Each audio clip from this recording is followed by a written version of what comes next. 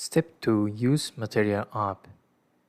Okay, so first, please copy this code and open editor. So replace container widget with MaterialApp widget. And it shows error. So to fix this, please hover and quick fix and import material package. Okay, so if you import this material package, you don't need to this basic Flutter package. So please delete this. And let's check current output. So this is the output from this code. So from now, I will explain code.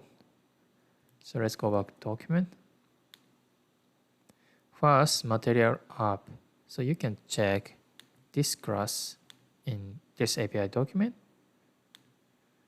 And as I mentioned at first table, material package is something like Bootstrap. You can check widget catalog here. So there's a lot of cool widget.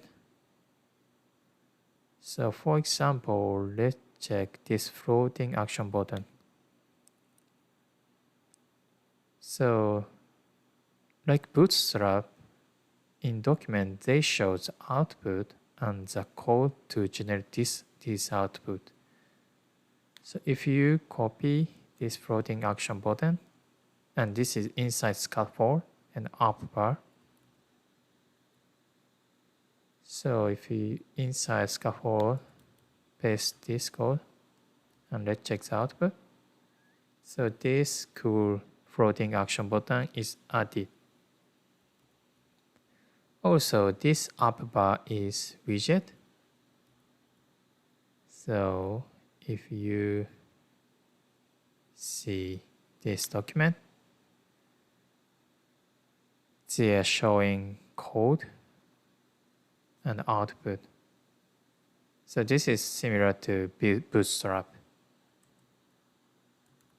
Okay.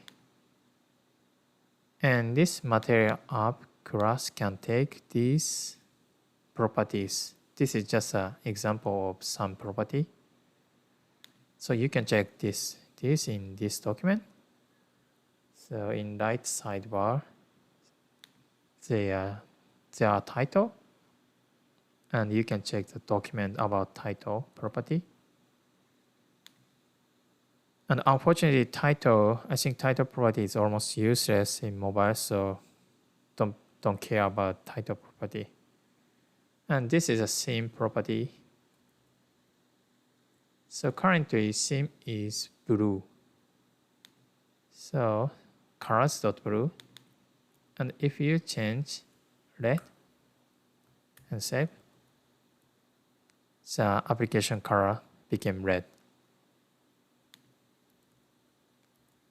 Okay, so this is a finish of this step.